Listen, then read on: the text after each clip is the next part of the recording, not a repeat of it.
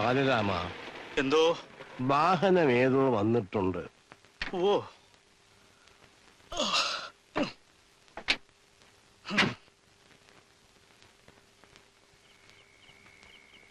പനിയെന്ന് വെച്ചാൽ തുള്ളുന്ന പനി. ഛർദിക്കുകയും ചെയ്തു.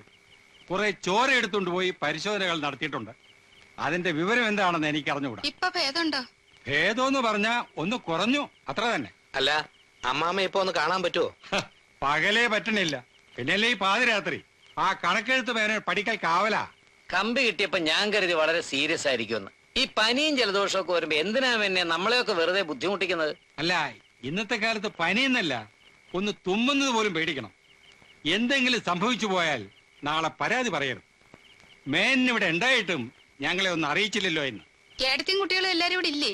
അല്ലാതെ ഇവിടെ പോകാൻ എല്ലാവരും ഉണ്ട്. കുഴിക്ക് കാല നീട്ടിയിരിക്കണ മതിലകത്ത് ചെറിയച്ചൻ തമ്പുരാൻ വരെ ചെറുമകൻ ബാലരാമനെയും കൂട്ടി ഇങ്ങോട്ട് എഴുന്നള്ളിയിട്ടുണ്ട്.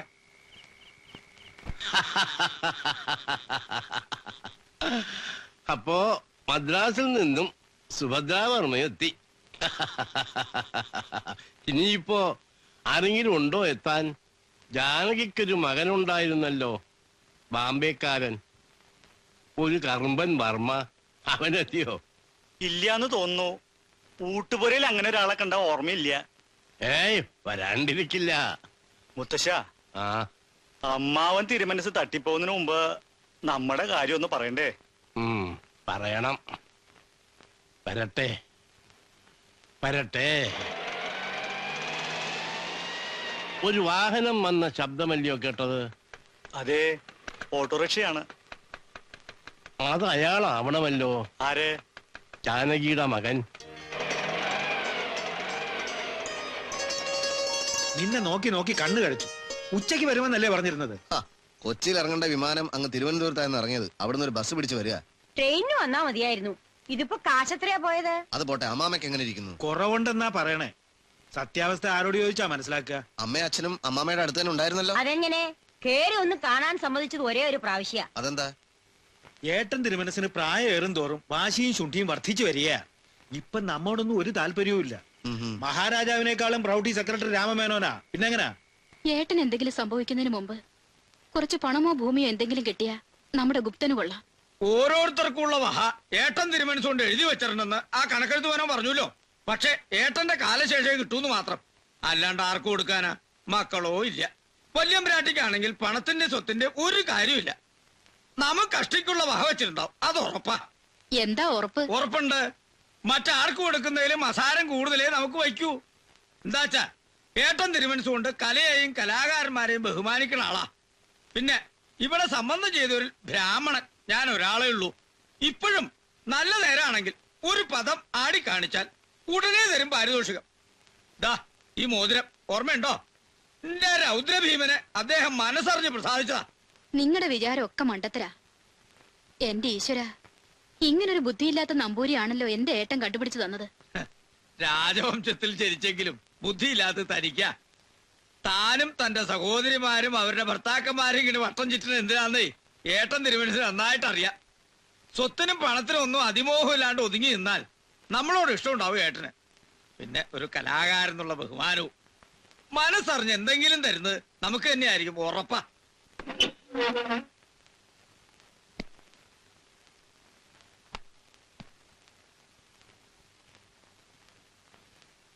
തണുക്കണുണ്ടോ അമ്മയ്ക്ക്? തല ഒന്നുകൂടെ തോർത്തിക്കോളൂ സരസ്വതി. ഞാൻ ആ കുങ്കുമച്ചെപ്പൊന്ന് എടുക്കട്ടെ. കുങ്കുമം ഞാൻ എടുക്കാം. ഞാൻ തോർത്തിയ വല്യമ്പ്രാട്ടി രാവിലെ തന്നെ ദേഷ്യം പിടിപ്പിക്കണ്ട.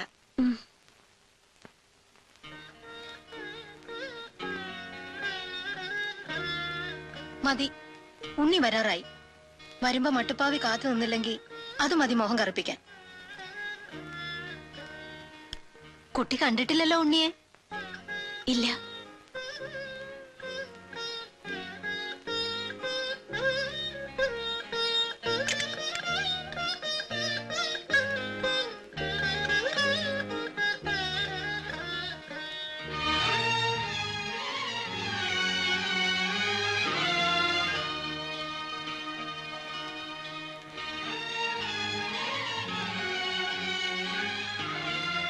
ഉണ്ണി നമ്മളെയൊക്കെ പറ്റിക്കുക.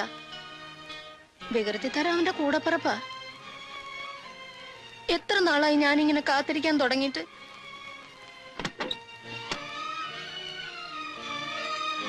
താ വരണു ഉണ്ണി.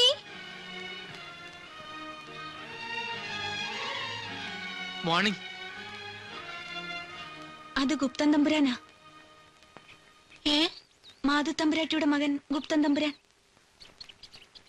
പോകാൻ പറയൂ.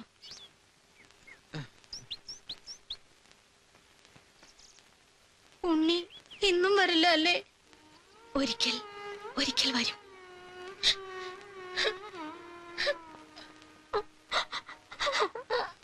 തിരുമനസ്സുണർന്നു. കുട്ടിയെ വിളിക്കണമെന്ന് കാര്യസ്ഥൻ വന്ന് പറഞ്ഞു. അതെ, ഉദയനാപുരം പാലസ് സെക്രട്ടറി രാമനാണ്. ഇല്ല, ബെഡ് റെസ്റ്റ് ആണ്.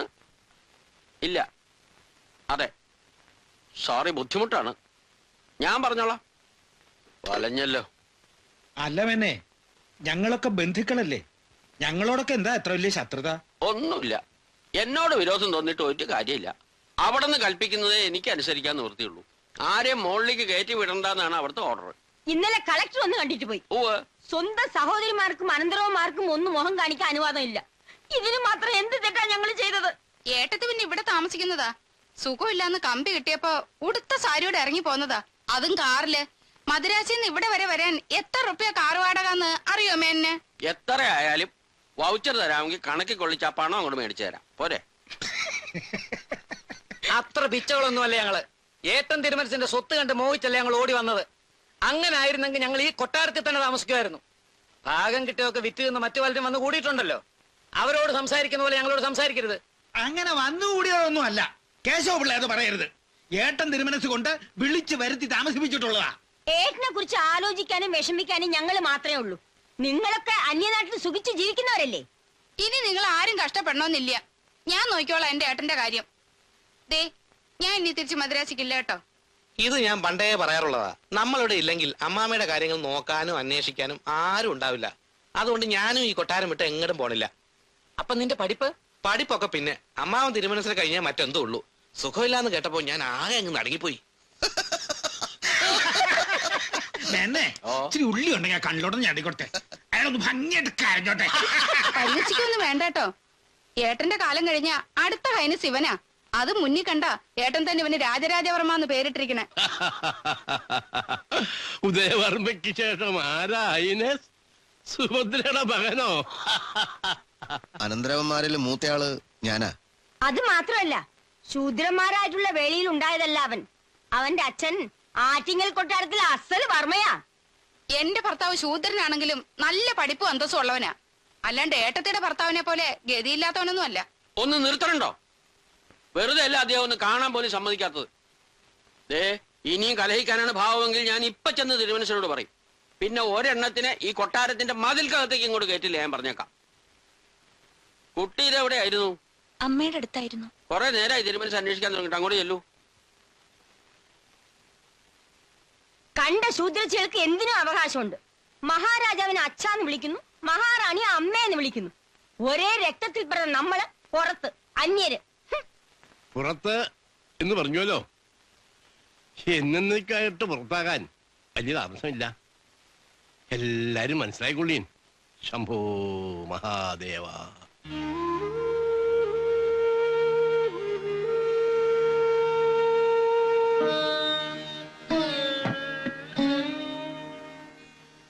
ഉണർന്നു പറഞ്ഞു.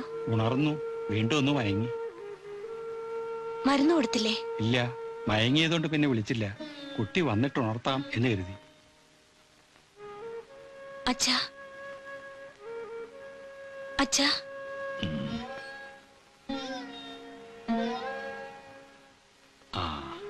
പനി ഒട്ടുമില്ല. കുട്ടി എവിടെയായിരുന്നു? അമ്മയുടെ അടുത്തുണ്ടായിരുന്നു. കാത്തിരിപ്പൊക്കെ കഴിഞ്ഞോ? ഞാൻ കട്ടിലിൽ കൊണ്ട് കിടത്തിയിട്ടാ പോന്നത്. ഇന്ന് ഇത്തിരി കരഞ്ഞു. ഇന്നലെ തീരെ ഉറങ്ങാൻ പറ്റിയില്ല. രാത്രി വണ്ടികൾ വരികയോ പോവുകയൊക്കെ ചെയ്തു. താഴെ വലിയ കോലാഹലം കേട്ടൂല്ലോ. എല്ലാരും എത്തിയിട്ടുണ്ട്. ഞാൻ തന്നെയാ മദ്രാസിലും കോട്ടയിലും. എന്നോട് ആരാ ഇതൊക്കെ ചെണ്ട കൊട്ടി നാട് മുഴുവൻ അറിയിക്കാൻ പറഞ്ഞത്? സുഖമില്ലാണ്ട് കിടക്കുമ്പോഴും ഒരു സമാധാനം തരില്ല എന്ന് വെച്ചാൽ തിരുമനസ് മാപ്പാക്കണം. തലകർക്കും ഛർദിയും വന്നപ്പോ ഞാനങ്ങ് ഭയന്നു പോയി. ഇതോടെ എല്ലാം കഴിഞ്ഞു എന്ന് വിചാരിച്ചു അല്ലേ? തിരുവുള്ളക്കേടുണ്ടാവരുത്. സ്വപ്നത്തിൽ പോലും വിചാരിച്ചിട്ടില്ല. തമ്പുരാട്ടിമാരെ മാത്രമേ അറിയിച്ചിട്ടുള്ളൂ. അപ്പൊ പത്രത്തിൽ വന്നതോ? അതും അടിയന് പറ്റിയൊരു തെറ്റാണ്. ഒന്ന് തുമ്മിയാൽ അതും വാർത്തയാക്കണോ? ഫോൺ അങ്ങനെ ചിലച്ചോണ്ടിരിക്കുക. ആ രാമമേനോൻ മറുപടി പറഞ്ഞു തോറ്റു. മന്ത്രിമാര് വിളിക്കണു, MLA വിളിക്കണു. ഇനി ഉണ്ടാവില്ല. തന്റെ ഇഷ്ടത്തിന് താൻ ഒന്നും ചെയ്യണ്ട. ഞാനോ മേനോ പറയണത് മാത്രം ചെയ്താൽ മതി. മനസ്സിലായില്ലേ കുഞ്ഞീഷ? അടിയൻ. ആ, തനിക്ക് പോവാ. വാൻ. പെങ്ങന്മാരും മരുമക്കളും ഒക്കെ വന്നിട്ടുണ്ട്. അവര് കാണണമെന്ന് പറഞ്ഞ് വാശി പിടിക്കുക. എന്തിന്? ഇതുവരെ കണ്ടതൊന്നും പോരെ? കാണാത്രേ. തലയ്ക്ക് സ്ഥലമില്ലാത്ത ഒരെണ്ണമുണ്ട് ഇവിടെ. അതിനെ ആർക്കും കാണുകയും വേണ്ട, കേൾക്കുകയും വേണ്ട. ദൂരെ സ്ഥലങ്ങളിൽ നിന്നൊക്കെ വന്നിട്ട് എങ്ങനെയാ കാണണ്ടെന്ന് പറയാ? മരിച്ചിട്ട് വന്നാ മതിയല്ലോ. എല്ലാവർക്കും ഉള്ളത് എഴുതി വെച്ചിട്ടുണ്ട് എന്ന് പറഞ്ഞോളൂ. ശല്യങ്ങള്. അവസാനം അനാഥാകാൻ പോണത് ഭാഗീരഥിയാ. എന്റെ കാലം കഴിഞ്ഞാലും അവളെ മറക്കരുത് കേട്ടോ. പ്രസവിച്ചില്ലെങ്കിലും അമ്മയെന്ന് വിളിച്ചാ ശീലിച്ചത്. അമ്മയായിട്ട് തന്നെ കരുതണം. കരുതും, എനിക്കറിയാം. വളർത്തുമകളല്ല, മകളായിട്ട് തന്നെ അച്ഛൻ കണ്ടിട്ടുള്ളൂ. എന്നെ ഒന്ന് കുളിച്ചാലോ? വിരോധമില്ല, പക്ഷെ ഇന്ന് തന്നെ വേണോ? വേണം. ഇപ്പോഴത്തെ ഈ സുഖമില്ലായ്മയൊക്കെ കുളിക്കാഞ്ഞിട്ടാ. എന്നിട്ട് മതി മരുന്നും പ്രാതലും ഒക്കെ.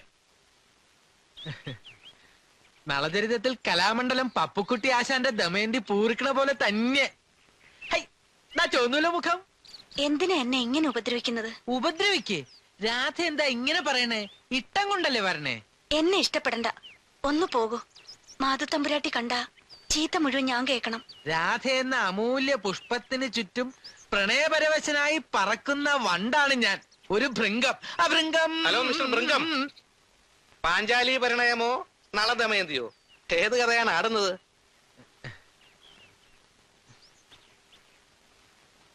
എങ്ങടെ ഓടണേ? അവിടെ നിക്കടി. തമ്പുരാക്കന്മാരുടെ മുന്നിൽ ആടാനും കൊഴയാനും ഒന്നും നിക്കണ്ട. അവസാനം എന്തെങ്കിലും സംഭവിച്ചാ കണ്ണിൽ ഒലിപ്പിച്ചിട്ട് ഒരു കാര്യം ഉണ്ടാവില്ല. ഞാനൊന്നും പറയാൻ നിന്നില്ല. തമ്പുരാൻ വിശദീകരണം ഒന്നും വേണ്ട. 3-4 ആൺകുട്ടികൾ അവിടെ വേറെ വന്നിട്ടുണ്ട്. കളങ്കമില്ലാത്ത കുട്ടികളാ. അവരെ കണ്ണ് കാണിക്കാനും ചിരിക്കാനും ഒന്നും നിക്കണ്ട. വഴക്കൊന്നും പറയണ്ട എന്റെ മാധവി. പൊക്കോട്ടെ. പാവം. പാവം. പാവമാണെങ്കിൽ വിളിച്ച് കൂടെ താമസിപ്പിച്ചോളൂ. പൂങ്കണ്ണീരൊന്നും ഒലിപ്പിക്കണ്ട. കള്ളക്കരച്ചില്. എന്താ എടുത്തേ? തള്ളയുടെ സ്വഭാവം എടുത്തു തുടങ്ങിയിരിക്കുക. ഞാൻ പറയാം നമ്മുടെ മക്കളുടെ അടുത്തൊന്നും എടുക്കണ്ടെന്ന്. പണ്ട് തള്ള തന്തയില്ലാത്ത കുട്ടിയെ വയറ്റിലിട്ട് നടന്നപ്പോഴും തമ്പരാക്കന്മാർക്കായിരുന്നില്ലേ ചീത്തപ്പേര്? അവസാനം വിളിച്ചു തീർത്ത് ചോദിച്ചപ്പോഴല്ലേ കറവക്കാരൻ ആരുടെ പേര് പുറത്തു വന്നത്? ഞാൻ പൊയ്ക്കോട്ടെ തമ്പുരാട്ടി. പൊയ്ക്കോ. എന്നിട്ടുള്ളതും ഇല്ലാതൊക്കെ കൂടി ഏട്ടൻ തിരുമനസിനടുത്ത് പോയി പറഞ്ഞു കൊടുക്ക. ഉദയനാപുരം കൊട്ടാരത്തിലെ രാജകുമാരിയല്ലേ? നമ്മുടെയൊക്കെ ഒരു ഗതികേടേ. അടിച്ചു കളിക്കാൻ നിന്ന പാറക്കുട്ടി ഒരപ്പരെ പിഴച്ചു പറ്റിട്ട് പോയ കുട്ടിക്ക് ഇപ്പൊ നമ്മളെക്കാളും സ്ഥാനം എവിടെ? എന്തിനാ മറ്റുള്ളവരെ പറയുന്നേ? നമ്മുടെ ഏട്ടൻ തിരുമനസിനെ തന്നെ പറഞ്ഞാൽ മതി.